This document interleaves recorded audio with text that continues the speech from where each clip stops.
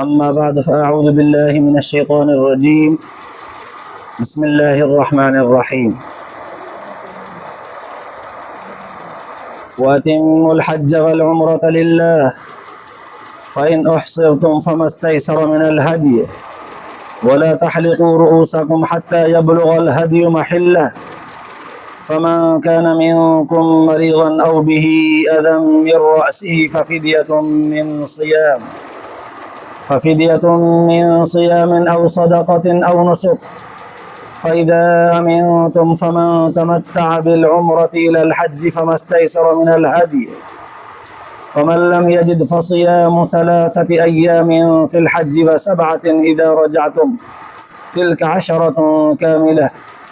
ذلك لمن لم يكن أهله حاضر المسجد الحرام واتقوا الله واعلموا أن الله شديد العقاب. صدق الله العلي العظيم. درود شريف پڑھو. اللهم صل على سيدنا وسندنا وحبيبنا ومولانا محمد النبي الأمي وعلى آله وبارك وسلم عليه بعدد كل معلوم لك دائما أبدا.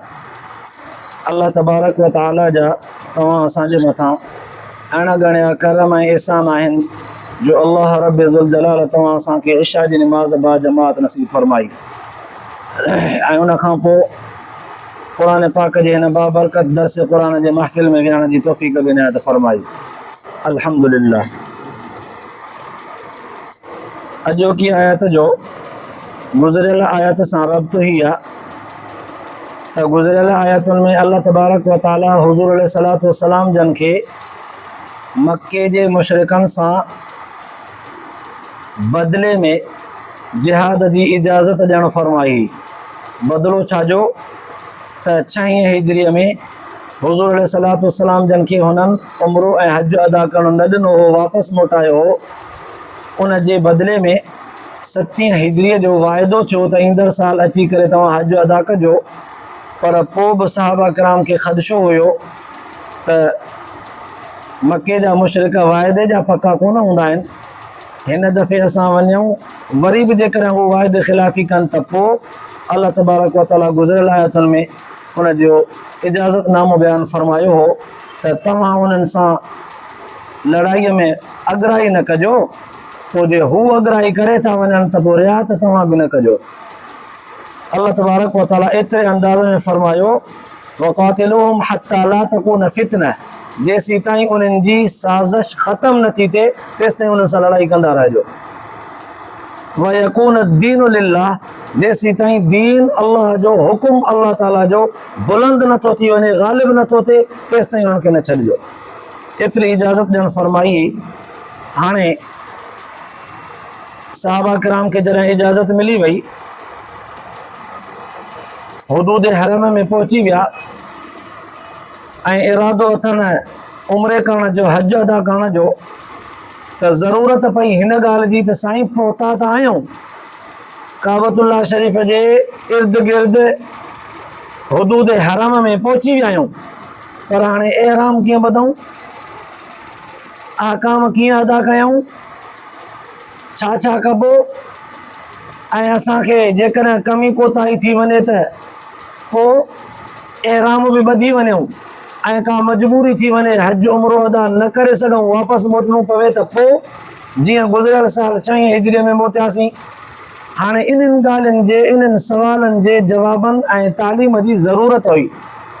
अल्लाह तबारक व ताला अॼोकी आयत जे अंदरि इहे 3 वॾा मसइला बयानु फरमाया। हिकु त जेकॾहिं तव्हां एहराम ॿधी चुका हुजो हज ऐं उम्रे जे इरादे सां त पोइ हर हाल में तव्हां हज ऐं उम्रो करे वापसि मोटो। एहराम ॿधी छॾियो अथव, हाणे लाहिणो न आहे, पर अहिड़ी मजबूरी थी पई आहे, एहराम बि ॿधी छॾियो आहे, तव्हां हज उम्रे जो इरादो करे छॾियो आहे, मीक़ात खां हद खां टपी चुका आहियो, पर मजबूरन हाणे तव्हांखे हज ऐं उम्रो नथो अदा करणो पवे, वापसि थो मोटणो पवे। पोइ या त कंहिं मजबूरीअ जे करे, या दुश्मन तव्हांखे नथो हज उम्रो अदा करणु ॾे, या तव्हां मां कोई बीमार आहे, या को ॿियो सबबु आहे। मक़सद त एहराम ॿधी चुकायो पर हाणे तव्हांखे हज उमरो नथो करणो पए, वापसि मोटणो थो पवे, पोइ तव्हां छा कंदव? अल्लाह तबारक व तआला शुरूआत में इहो मसइलो बयानु कंदे फरमायो वातिमुल हज वल उमरत लिल्लाह, एहराम ॿधी छॾियो अथव त पोइ हज ऐं उमरे खे अल्लाह जे रज़ा जे लाइ हर आलम पूरो कयो। जीअं फ़र्ज़ नमाज़ुनि खां पोइ सुनतूं ऐं नफ़िल हूंदा आहिनि, इहे फ़र्ज़ वाजिब न आहिनि पढ़णु, पढ़ंदासीं त असांजे फ़र्ज़ जे अंदरि जेके कमियूं कोताहियूं थियनि थियूं इन्हनि नफ़िलनि ऐं सुनतुनि सां फ़र्ज़ जे कमियुनि कोताहियुनि खे पूरो कयो वेंदो आहे, तव्हां त फ़र्ज़ कामिल ऐं मुकमल थिए। पर सुनतूं ऐं नफ़िल फ़र्ज़ वाजिब न आहिनि, नथो पढ़े कोई त बि ठीकु आहे, पर जेकॾहिं को माण्हू शुरू थो करे न नियत करे अल्लाह अकबर ऐं पोइ हुनखे का ज़रूरत हाजत अहिड़ी पइजी वई जो हिनखे हाणे नफ़िल भञणो थो पवे, मसलन वुज़ू ॿधी पियो,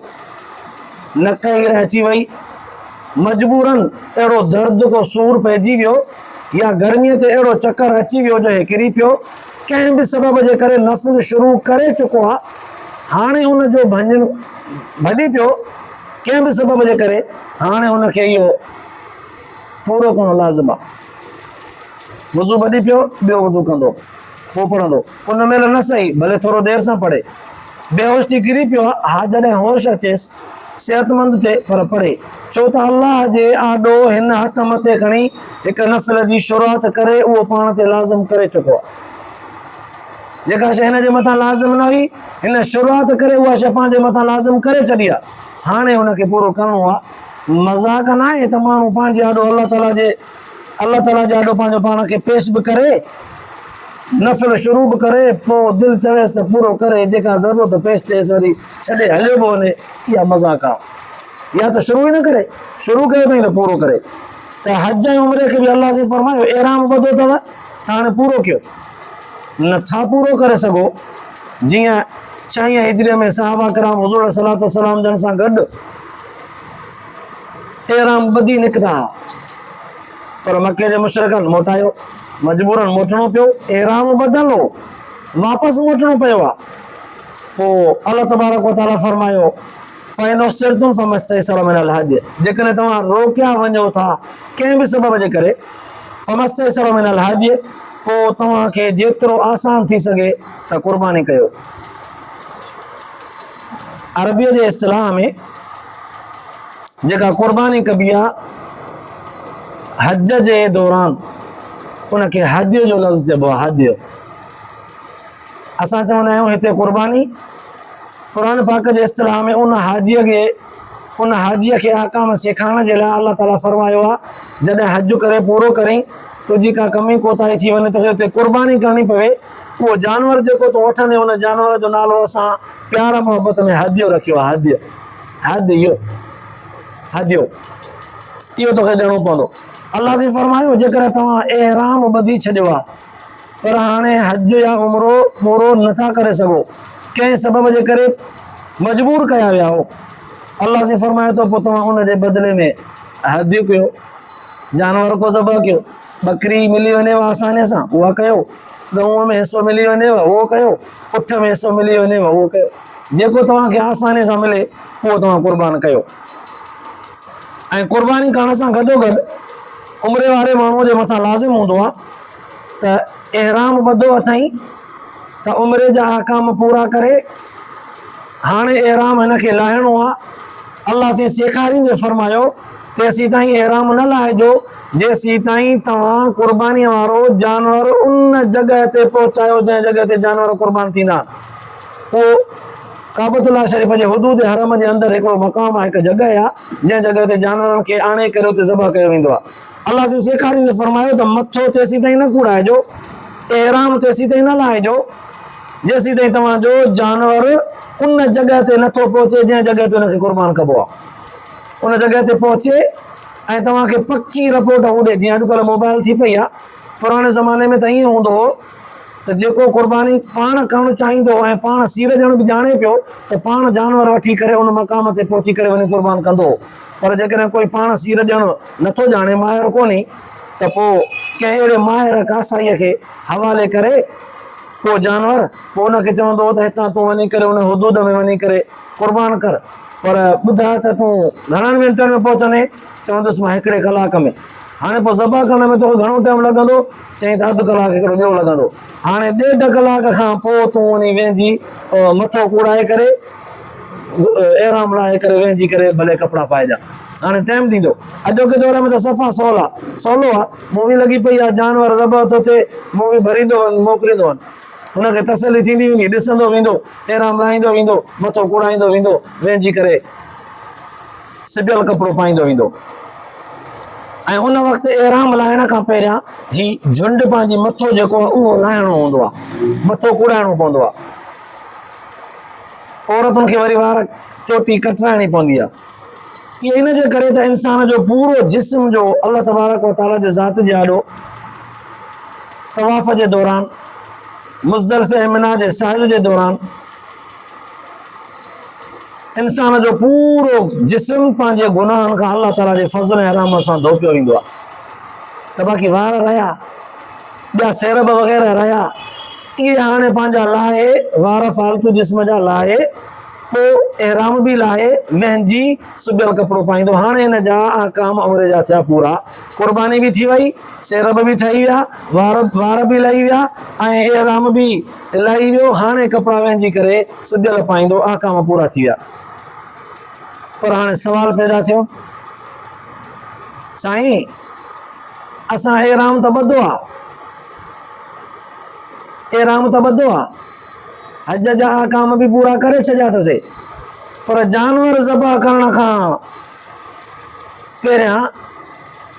मथे में अहिड़ी शदीद तकलीफ़ आहे जो मां मथो कुड़ाइण थो चाहियां अॻई, मथो कुड़ाइण थो चाहियां अॻई। मसलन उन पुराणे ज़माने में अहिड़े क़िस्म जा वाक़िया पैदा थिया त कंहिंखे गर्मीअ जे शिदत जे करे मथे में एॾो दर्द थियो जो वेंजारियऊं, पाणी थधो मटकनि जो नादियुनि जो भरे हारियऊं, पर त बि फ़ाइदो न थियो। नतीजतन हुनजे मथे खे कूड़ो हुयो त हुनजे जिस्म जी मथे जी बाहि निकिरी वई त पोइ ठरी वियो। वरन त बकौल हुन ज़माने जे माण्हुनि जे त जेकॾहिं झुंड न लाहियूंसि त मथो फाटी पए, एॾो शिदत सां बुखार या गर्मी। या कॾहिं वरी किन खे पुराणे ज़माने में व्यंजन जा इहे साबुण ऐं केमिकल वग़ैरह कोन हा, निम जे पननि खे या ॿेर जे पननि खे पाणीअ में काढ़े करे, या हिकिड़ो गाह थींदो उशनान नाले सां, उनखे पाणीअ में काढ़े करे पोइ उन सां वेंजंदा हुआ, बुत धोपंदो हो बसि, त पोइ जूं बि पइजी वेंदियूं हुयूं मथे में। कंहिंखे तंगी थींदी जेकॾहिं एहराम जे दौरान, त पोइ अल्लाह तबारक व तआला उन मरीज़ खे जंहिंजे मथे में सूरु हुजे या को ॿियो मर्ज़ हुजेसि, मजबूरी का बि हुजेसि, ऐं उहो मथो कूड़ाइणु चाहे थो क़ुर्बानीअ खां पहिरियां, त पोइ अल्लाह तबारक व तआला उन माण्हूअ जे लाइ 3 मसइला रखिया। पहिरें नंबर ते त फिदियो अदा करे। फिदियो घणो अदा कंदो? 6 मिस्कीननि खे खाधो खाराए, 6 मिस्कीननि खे, हर हिकु मिस्कीन खे 2 वेला सुबुह शाम धव ते मानी खाराए, हिकु सा अधु सा, अॼोके दौर में बसि 2 वेला मानी धव ते खाराए, या 2 वेलनि जेतिरो अन्न अटो ॾे या ओतिरो ख़र्चु ॾे 6 मिस्कीननि खे, या 3 रोज़ा रखे, या वरी बकरी जेकॾहिं मिली वञेसि त उहा क़ुर्बान करे। माना हुनजे बदिले, छो त वक़्त खां पहिरियां तोखे इजाज़त ॾियूं था, पर हुनजे एवज़ में तोखे कुझु ॾियणो पवंदो। जीअं असां निमाज़ पढ़ंदा आहियूं, पोइ निमाज़ में कॾहिं असांखां भुल थी वेंदी आहे, भुल अतहियात करणो हूंदो आहे, 4 रकातुनि वारी नियत कईसीं, विचों अतहियात असांखां भुल में रहिजी वियो, 3 रकात जे लाइ उथी वियासीं, पोइ यादि पियो अड़े अतहियात में विहणो हुयो, उहो त मूंखां रहिजी वियो। हाणे शरीयत सगोरीअ चयो त ठीकु आहे, तूं उथी वियो आहे त ख़ैरु आहे। हाणे आख़िरी अतहियात में जॾहिं विहंदे, हिकिड़े पासे सलाम वराए, 2 सजदा सहव जा, उन जे एवज़ में जेका तोखे होॾां भुल थी, उन जे एवज़ में बदिले में 2 सजदा ॾेई करे वरी अतहियात दुरूद शरीफ़ रब जल्दी पढ़ी करे सलाम वराए, तुंहिंजी निमाज़ थी वई। त शरई अहकामनि में अल्लाह तबारक व तआला इंसान जे अहकामनि खे मुकमल बनाइण जे लाइ के एवज़ में 2-4 शयूं कुझु घुरंदो आहे, तां त इंसान जा उहे अमल नाकारा न थियनि। वरी बि इंसान वॾी जिदोजहद ऐं कोशिश सां अमलनि में शुरू थिए थो। शैतान लॻो पियो आहे त हिनखे नाकारा कयां, मां पंहिंजे बहाने जे इन्हनि अधूरनि अमलनि खे बि कामिल बनाईंदुसि, मुकमल कंदुसि, पर थोरो हुन में एवज़ थींदो। जीअं एवज़ थींदो आहे त आइंदा जे लाइ एहसास थींदो आहे, एहसास जीअं न कॾहिं कॾहिं असां ॾिठो आहे पुराणे ज़माने में कोई माण्हू कंहिंखे ज़मीन या का शइ को जॻह जो टुकड़ो या का गाॾी वग़ैरह कंहिंखे ॾियणु चाहींदा हुआ त पोइ ईअं जेकॾहिं हदियो या तोहफ़े तौर ते ॾेई छॾनि त पोयां अची करे हुन खां वठंदा हुआ त भाउ वापसि करे इहो असांजे वॾे तोखे भुल में या ग़लतीअ में ॾिनो। पोइ वॾा सियाणा हूंदा छा कंदा के न के ॿ रुपया लिखाईंदा हुआ असां हिननि 5 रुपयनि जे एवज़ में मां भले उहे न ॾे पर लिखाईंदा हुया त एवज़ थियो न त हाणे उहा शइ वापसि न थी सघे। त अल्लाह तबारक व तआला बि हुनजे एवज़ में कुझु बंदे जे मथां रखियो आहे बदिलो तां त उहो बंदे जो अमल जेको आहे उहो मोटे न वापसि बंदे ॾे नाकारा न थिए कामयाबु थिए। पोइ अल्लाह तबारक व तआला इहा ॻाल्हि बि बयानु फरमाई त जेकॾहिं तव्हां मां फमन कान मिनकुम मरीज़न तव्हां मां जेकॾहिं कोई मरीज़ हुजे ऐं बि अज़म मिन रअसिही या हुनजे मथे में का शदीद तकलीफ़ हुजे फ़फ़िदियतुन पोइ उहो फिदियो ॾे रोज़ा रखे 3 त बि ठीकु आहे ऐं सदक़तुन 3 मिस्कीननि खे ताम खाराए सदके तौर ते त बि ठीकु आहे ऐं नुस्ख़ क़ुर्बानी करे त बि ठीकु आहे। हाणे ॿियो मसइलो फ़इज़ा आमिनतुम हाणे हिन आयत जे ख़ुलासे जे अंदरि हीअ ॻाल्हि ज़हन में रखणु घुरिजे हज जा आकाम सन 3 हिजरीअ में हुज़ूर सल्लल्लाहु अलैहि वसल्लम जे मथां लागू थिया फ़र्ज़ थिया वलिल्लाहि अलन्नासि हिज्जुल बैति मन इस्तता इलैहि सबीला सूरत आल इमरान जी आयत आहे। उन आयत जे ज़रिए हुज़ूर सल्लल्लाहु अलैहि वसल्लम जंहिंजे मथां मके खां हिजरत करे मदीने आया 3 साल थिया त हज फ़र्ज़ थियो पर हुज़ूर सल्लल्लाहु अलैहि वसल्लम जन अञा कोन कयो 4 हिजरीअ में न 5 में न 6 में हुज़ूर जन इरादो कयो त हाणे वञूं था पोइ बि मके जे मुशरिकनि मोटायो। हाणे हुज़ूर सल्लल्लाहु अलैहि वसल्लम जन जॾहिं मोटिया न एराम वधी विया वरी मोटिया कंहिं मुआहिदे तहत सुलह हुदैबिया में जेको मुआहिदो थियो हुज़ूर सल्लल्लाहु अलैहि वसल्लम जन मोटिया त पोइ सभिनी साहबनि सगुरनि इहे क़ुर्बानियूं कयूं जेके अल्लाह ताला सेखारियो। हाणे हीअ आयत सुलह हुदैबिया में इहा 6 हिजरीअ में नाज़िल थी आहे। अल्लाह ताला हुज़ूर जन खे सेखारियो त तव्हां अॻिले दफ़े न 6 हिजरीअ में तव्हां एराम ॿधी वापसि मोटिया आहियो त पोइ एराम ॿधबो आहे त ईअं वापसि कोन थिबो आहे आकाम पूरा करे पोइ वापसि मोटिबो आहे पर जे तव्हां मोटिया आहियो मजबूरन त पोइ ईअं क़ुर्बानी कयो। पोइ हुन वक़्तु हुज़ूर सल्लल्लाहु अलैहि वसल्लम जन साहबा किराम समेत क़ुर्बानियूं कयूं। पोइ वरी सवाल पैदा थियो त साईं मथो जेकॾहिं कुड़ाइणो आहे क़ुर्बानीअ खां पोइ जॾहिं क़ुर्बानी पंहिंजे हुन क़ुर्बानीअ गाह ते पहुचे पर नथा असां क़ुर्बानीअ गाह जो इंतज़ारु करे सघूं को मर्ज़ आहे अल्लाह ताला फरमायो पोइ भले मथो कूड़ायो अॻुवाट पर उन जे एवज़ में तव्हांखे 3 रोज़ा रखणा पवंदा या 6 मिस्किननि खे खाधो खाराइणो पवंदो या तव्हांखे बकरी क़ुर्बान करणी पवंदी। हाणे ॿियो पासो वरी पर जेकॾहिं तव्हां मजबूर न आहियो एराम ॿधो अथव हज उमिरे जे इरादे करण जे अल्लाह जे रज़ा जे लाइ हज उमिरो करण जो इरादो रखो था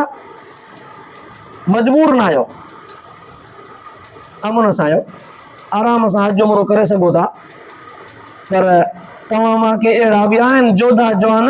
जेके चवनि था त हज जा अहकाम जेसीं ताईं शुरू थियनि तेसीं उमिरो करे वठूं